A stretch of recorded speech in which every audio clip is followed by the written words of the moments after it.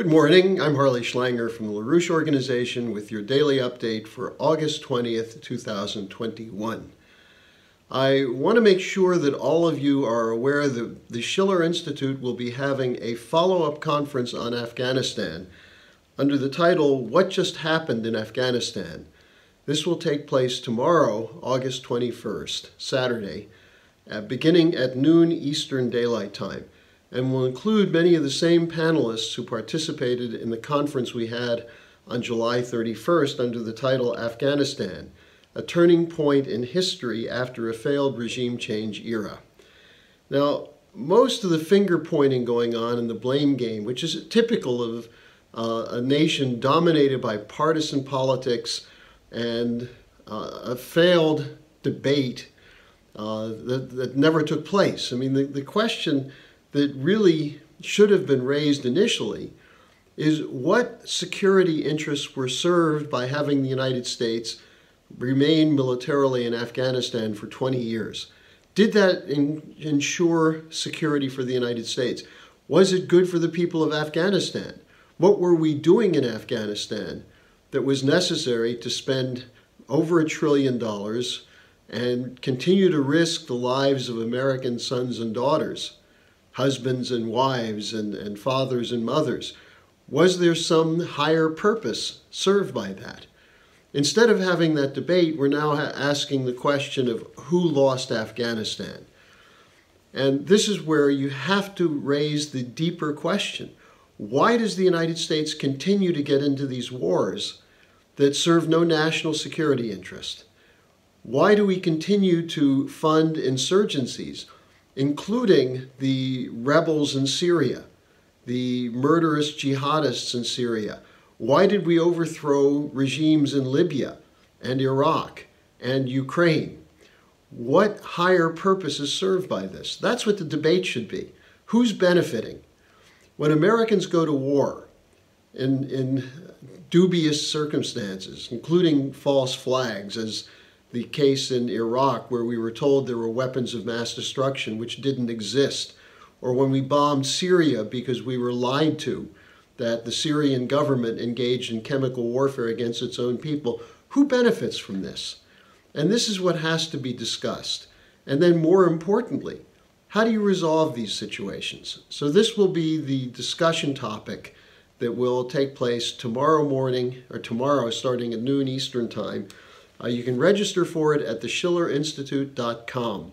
And I would urge people not just to go yourself, but to share the link with your friends, get people involved in a discussion. We need a vigorous debate, not a partisan finger pointing. Now, and by the way, that means we need an economic development perspective, not just for Afghanistan, but for the world, because we're heading into a global disintegration collapse. And it's being pushed by the same Davos billionaires that are trying to shut down energy production. So we need this discussion. How do we adopt a policy of economic development? Now this gets to one of the questions I have for this week, which was, you mentioned the failed opportunity of 1989-1990 regarding the fall of the Soviet Union. How does that relate to Afghanistan today? Well, let me take up two examples of failed opportunities. The first one was the collapse of the Soviet Union. Now, what we could have done was what Lyndon LaRouche and Helga Zepp LaRouche proposed in 1988, 1989, which is to launch a project of economic connection and revitalization of the former East Bloc countries and the former Soviet Union. They had skilled labor, they had certain machine tool capabilities, but they had a failed system. Their economic system did not work. What they needed was credit. What they needed was Western help in developing the technologies that would launch them into the future, including especially transportation, power and energy, and so on. Instead, what they got was Western bankers. The United States sent London bankers, Harvard economists, and Wall Street bankers who went there to loot the country. They had no interest in protecting the Russian people who had just come out from under 70 years of a failed communist system. And what did they get? They got shock therapy. That was what the IMF called it.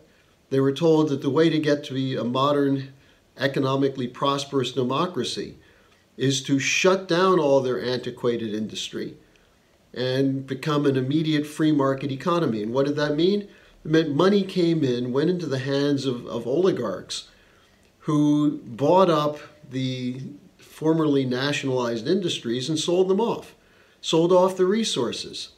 And the 1990s for Russia was a time of horrible demographic collapse. It's just only being reversed now. So the opportunity existed to offer credit, the way we did after World War II, to rebuild Germany and Japan. And instead, we went in under the auspices of the international banks and looted the country. And to the extent today there's hard feelings between Russia and the United States, this is the cause of it, not any kind of attempt to rebuild the Russian Empire. Now, the second failed opportunity was the Middle East, following the historic agreement between Yitzhak Rabin and Arafat, which was called the Oslo process.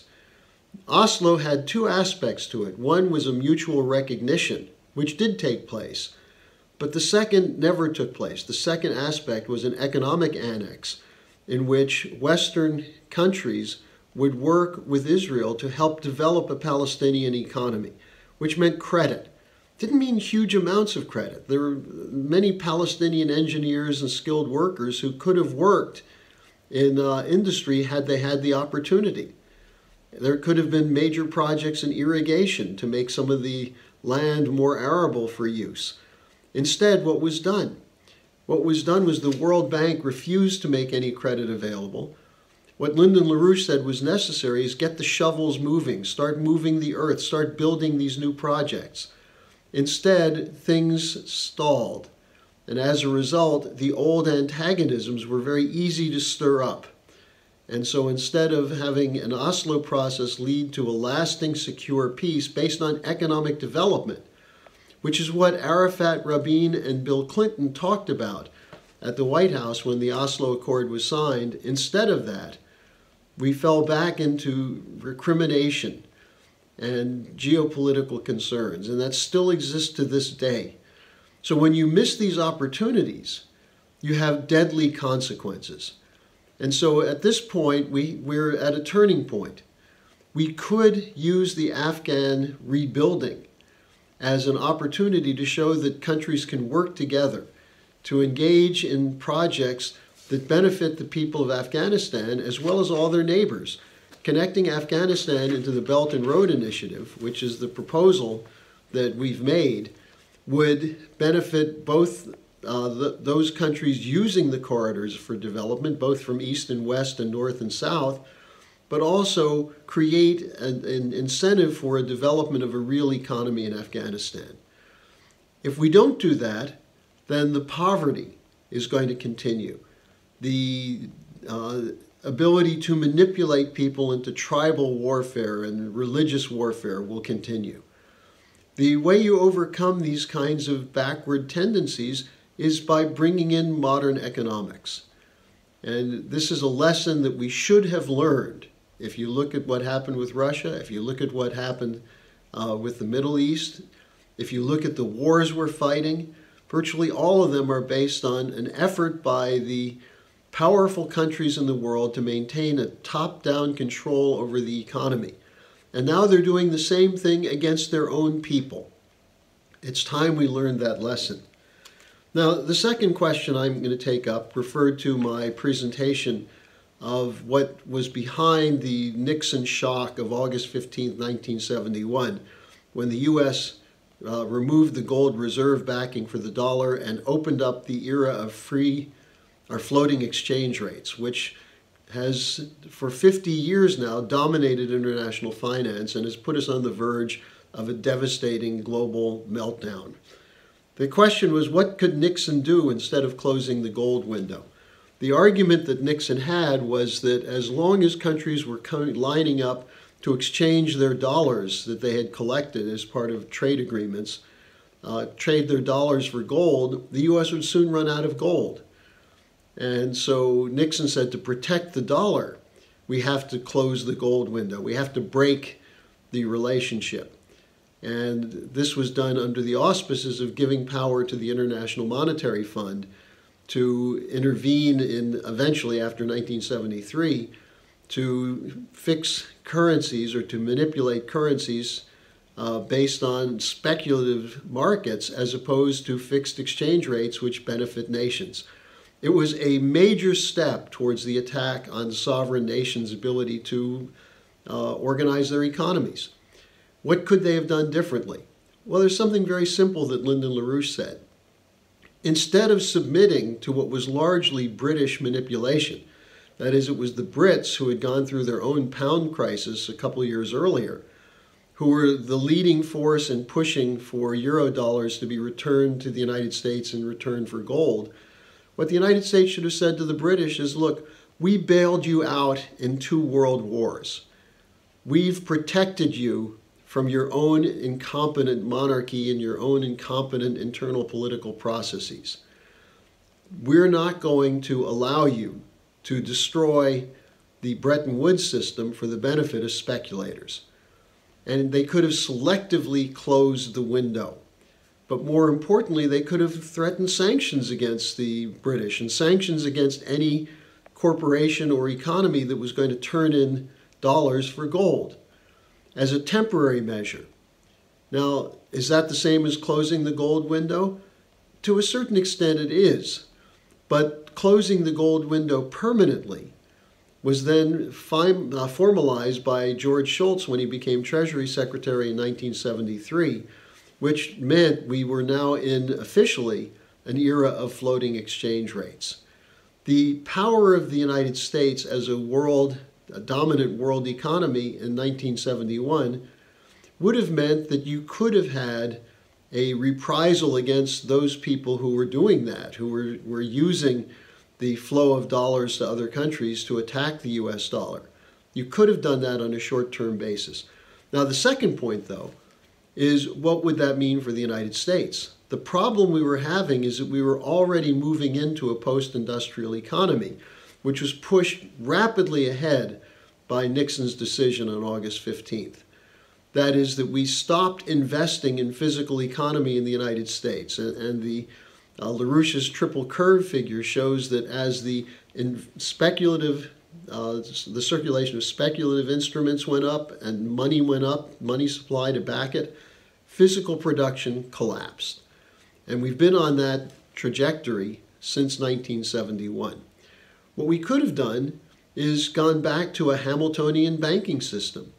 The idea that we're not going to let the Federal Reserve run the economy, but have a national bank which makes credit available to those who are able and willing to produce. This is what we need to do today. In a sense, we've needed a financial bankruptcy reorganization for the last 50 years. Instead of bailing out banks that are engaged in wild and reckless speculation, put them through bankruptcy reorganization. If you have corporations that are zombie corporations, which means they don't make enough money to cover the interest on their debt, put them through bankruptcy. Don't let them issue more stock and then buy their own stock with free federal dollars, Federal Reserve dollars. What we're doing is accelerating the bubble economy to the point that it's going to pop. And at some point, we're going to have to stop that. Or else, when it collapses, there'll be nothing left.